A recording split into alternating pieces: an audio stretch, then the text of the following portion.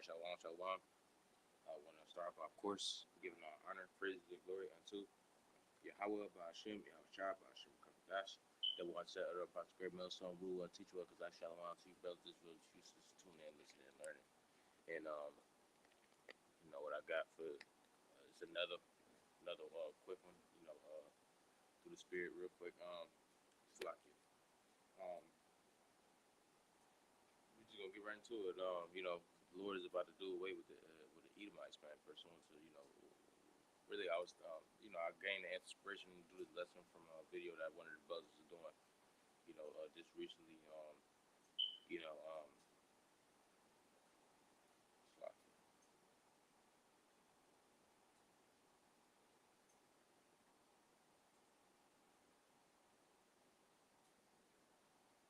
dealing, GMS Awakening 144.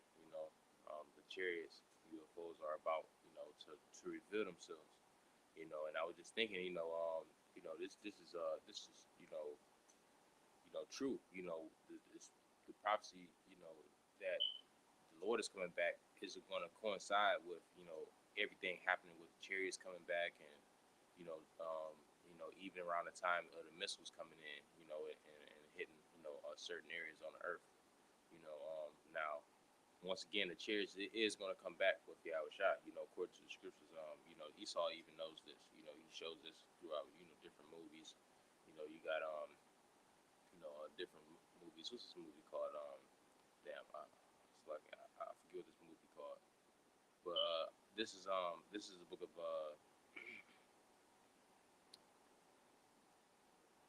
Psalms, chapter 68, and verse 1. It says, to the chief musician, a psalm or a song of David, let Yahweh arise. Let Yahweh shall arise. Let his enemies be scattered. Let them also that hate him flee. Flee. All right. Let me see something. All right. And it says, I'm gonna read it again. It says, to the chief musician, a psalm or a song of David, let Yahweh shall arise. Let his enemies be scattered. Let them also that hate him flee before him. As smoke is driven away. Right. So that's the next verse. But let the enemies be scattered. And and those that hate him. Because we know that the Esau he's a wicked man. He hates the Lord. He's one of the tribes that, really the basis of men. He's like the main tribe that hates Yahweh Shai. And he shows that you can see that on how he deals with the Lord's people. The nation of Israel. This is based off of how he dealing with the nation of Israel now. Constant oppression. Can't see. Himself not oppressing the nation of Israel going down the line. He's just gonna, allow the oppression and the wrongdoings and the wickedness and the atrocities that he's done to the nation of Israel to just go forever. Which that's in the book of Amos. The scriptures talk about that. This book of Amos, chapter 1, and verse what is it? Verse. Let me go to verse. I'm going to verse 11. It says, thus says the Lord, for 3 transgressions of Edom, and for 4, I will not turn away the punishment thereof, because he did pursue his brother with a sword, right? All the way back to the time of, that spirit of Esau been pursuing Jacob with the sword, all the way going back to like the time of Cain and Abel, man. Esau always had that wrathful spirit towards Jacob, on him, man. But there's a punishment for that. Scripture talk about not being envious of your brother, but it's more down. There's more to it than that. But it says, I will not turn away the punishment thereof, because he did pursue his brother with the sword. Once again, I was getting this precept because constant oppression. Once again, he doesn't see. If Esau had enough time to rule on the earth, he doesn't see, him stopping oppressing the nation of Israel down the line. He's just going to continue to step on those wounds, man. Never, giving up. The scripture talk about like, how the Lord talked to Pharaoh, telling him to let his people go. Esau in that same spirit, but 10 times worse, man. You know, it says, "Thus says the Lord: For three transgressions of Edom, and for four, I will not turn away the punishment thereof, because he did pursue his brother with the sword, and did cast off all pity, and his anger did tear perpetually, and he kept his wrath forever." Right. So he kept that wrath. He's going to keep that wrath forever, man. The wrath of being angry at his brother Jacob. He's not going to give out on that wrath that he has towards the righteous. And the scripture warn us not to even believe that he will, or to trust that he will. The scripture say, though thou shalt be unto him as if thou wipe the looking glass, in the book of Sirach. So he's it's to see that his rust has not altogether been wiped away. He's always going to be rusty, man. He's always going to be, that sword, man. And that's why ultimately he's going to have to be done away with. But and that's the point of this lesson. Let's get back to the precepts. This is bear with me for a second. This is all right.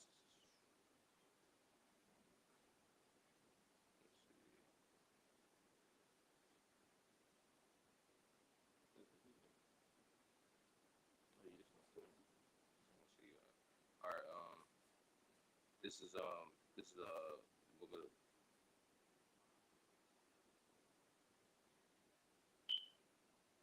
oh shit. Bear with me for a second. This is Obadiah, chapter 1 and verse 20. Let's go to 18. This book of Obadiah, chapter 8, verse 18. It says, "And the house of shall be fire, right? And the house of Joseph a flame." And this is representing the northern and southern tribe of Israel. We're going to be, like gods pretty soon. More body. So the punishment of Esau is going to be 2 times worse. He's not going to get his punishment from Jacob, and while Jacob is in mortal flesh, that's not going to be enough, man. The Lord is just going to, crucially punish, the nation of Edom. Should say, "Give unto her double." You know, it says, and the house of Esau for stubble. Right. That's the point. It says, "And the house of Jacob shall be a flame, a fire, and the house of Joseph flame, and the house of Esau for stubble." Right. The house of Esau. Esau's whole tribe, his whole house, his whole temple is going to be stubble. The Lord's going to do away with it. It's not going to be anymore. After the 1,000-year period of coming up into the time to where he's going to serve, the nation of Israel. Because once again, we got to get that. Esau is going to receive double.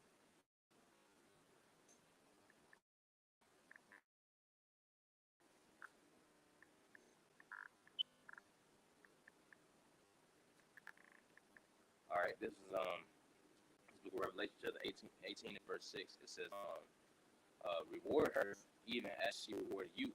Right. What has she rewarded the nation of Israel with? We're sitting up here serving. It's been 500 years of captivity under the devil. And once again, he's going to receive double, because we don't have that much more time. It's not going to be like we're going to be serving 2,000, 3,000 years in a revamped Roman Empire. We are about to get out of here, man. Then this is going to be the last captivity. We ain't going to serve no more captivities after this. The Lord is coming back to deliver his elect, and that's it. So now, but he's going to have to receive double once again, 1,000 years of captivity, working up under the nation of Israel, Yahweh, man. And serving them, doing whatever they want him, whatever that elect man or that power wants that servant to do. Want to be an order.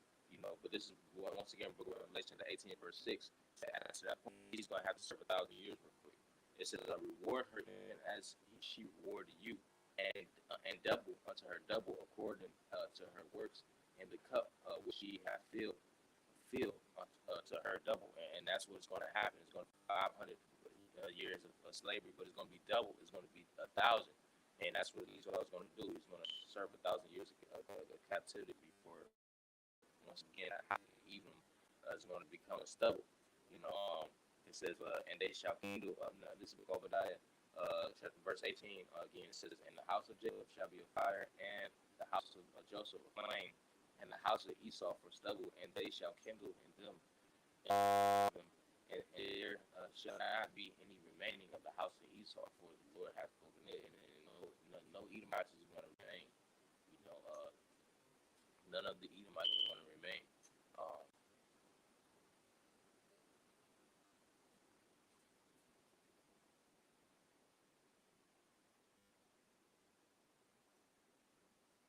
this is Obadiah. I'm gonna go up to like verse. Uh,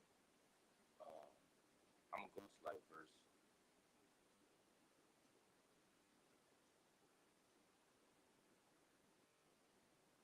12. It says, "But thou shouldest not have looked on the day of thy brother, and the day that he became a stranger. Neither shouldest thou have rejoiced over the children of Judah in the day of the destruction." Right, is a maniac, man. You know, he rejoiced. You know, the brothers were just speaking on holidays that were constantly, you know, these holidays that were constantly, you know, celebrated. I think the brothers were talking about how they was celebrated every week. You know, every weekend, the holidays that were invented after the killings of the Native and Seminole Indians, man. You know, holidays, man, you know, one of the American presidents had, you know, made it to where, you know, they had to, you know, celebrate those days, you know, every like once a year, you know. But it says, thou neither should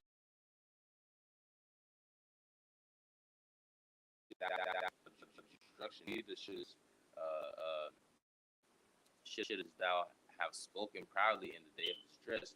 Thou shouldest not have entered into the gate of my people in the day of their calamity. Yet thou shouldest not have looked on their affliction in the day of their calamity, nor have laid hands on their substance in the day of their, you know, have them, you know, come up and take upon the cattle of the nation of Israel. To even everything that happened going up until the time that the nation of Israel went to captivity, because before they had went into captivity, they were fleeing from the Romans in Jerusalem. They had fled to the West Africa. You know, a lot of them jakes that were there in Jerusalem, which was mainly you know, the northern tribe, the southern tribe of Israel, Judah, Benjamin, and Levi. You know, but that's, you know, the Lord had it to where everything that happened, you know, adding up to that thing, just so that nation that Esau can go and take up all of them Israelites and go and fuck with the Israelites that was over there, that you know, went over there, the Native and Seminole Indians, you know, to fuck with them and everything that happened, just so that they can judge Esau, man. You know, it says that shit is not have looked on their affliction in the day of calamity, nor have laid hands on their substance in the day of their calamity. Neither shouldest thou have stood in the crossway to cut off those of his that did escape. Neither, you know, and that's the point. You know, all these things that Esau had done against his brother Jacob, he's getting ready to pay for it in double, and it's nothing that he can do to stop it. That will, you know, prevent the Lord from continuing with what's already prophesied. You know, but I'm gonna go ahead and close out with that. Lord, when it's edifying, the Lord, I'm committing spirit to listening to next time I say.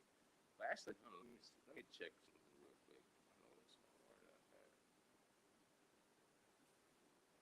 Bear with me for a second.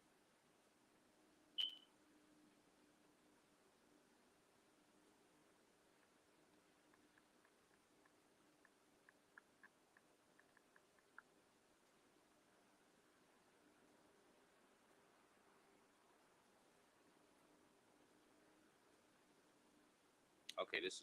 All right, I almost forgot. This is the book of Psalms, chapter 101, right? This is the book of Psalms, chapter 101, and verse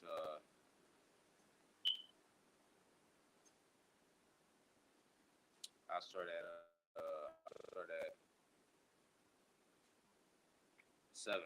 It says, "He that worketh deceit shall not dwell within my house." Right, and a couple days ago, I did a lesson dealing with how he's outside of the temple.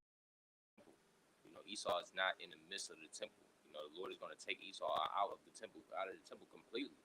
After 1,000 years, he's not even going to have no house, no. His nation is not going to have no dwelling.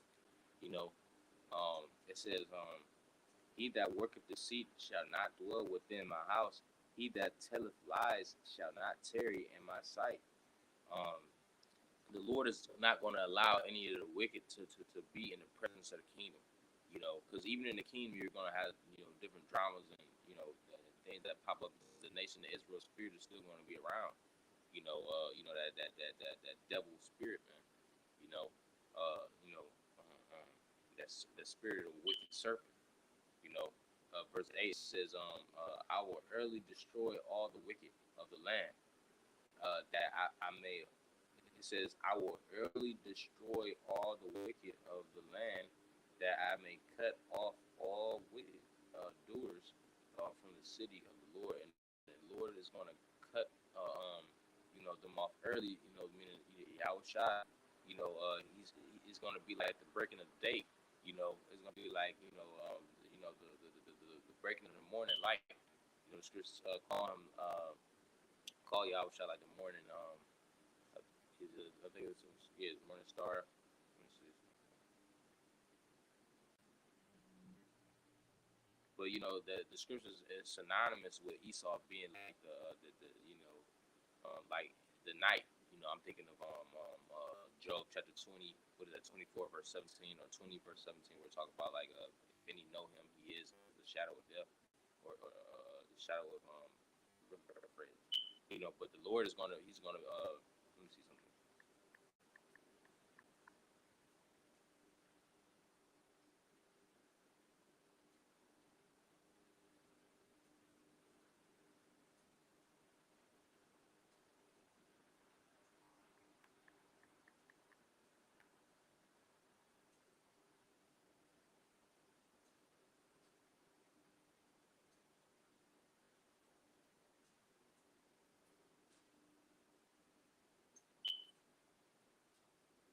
Okay, yeah, this is Revelation chapter 22 verse 16. It says, "I Yahushua have sent my angel to testify unto you these things in the churches. I am the root and the offspring of David." Right? Because remember, Yahushua had came up out of the house of David. Literally, his lineage was from David's loins. It says, you can read that in Matthew chapter 1. It says, and the bright and morning star. And once again, Yahushua is referenced as a morning star. And the Lord has given Yahushua so much glory uh, uh, to this point. Dealing with everything that's happening, not only with the Yahushua, but with the elect, the elders, the apostles, not only in this in at the time with Rome and different captivities, the experiences that the men of the Lord have had, and we're about to have even more great experiences leading up to the point of our glory, where Yahushua, delivering up the elect to the kingdom. But once again, he's that morning star because everything that's synonymous with the scriptures. Like I'm thinking about John chapter 1. Let's get that real quick before I close out. This book of John chapter 1 and verse 1. It says, "In the beginning was the Word, and the Word was with Yahweh, and the Word was Yahweh. The same was in the beginning of Yahweh, and all things were made by him. Without him was not anything made that was made. In him was life, and the life was the light of men." So once again, we're dealing with the light. Like breath is a synonymous with breath. Once again, it's all ties into like the spirit of wisdom, like we just did in the lesson. But that light, man. Dealing with this is going to be Yahweh shot. But that not the sidetrack, because the lesson was on the Lord is going to do away with the wicked. But we understand that the right, the light is the righteous, man. The light of the Lord and everything that's happened once again up until the point that the Lord allowed to happen to shoot forth His glory is right. But the wicked, is basically the enemy of everything that's glorious to the Lord, and we're seeing it play out right now. Now more than ever. Being at the end of Esau's kingdom. The Lord willing to edify today, which shall give me a spirit to listen. I say shalom. Bible law. I want to close out by once again giving all honor, praises, and glory unto Yahweh, by Hashem, Yahushai, by Hashem, Shalom.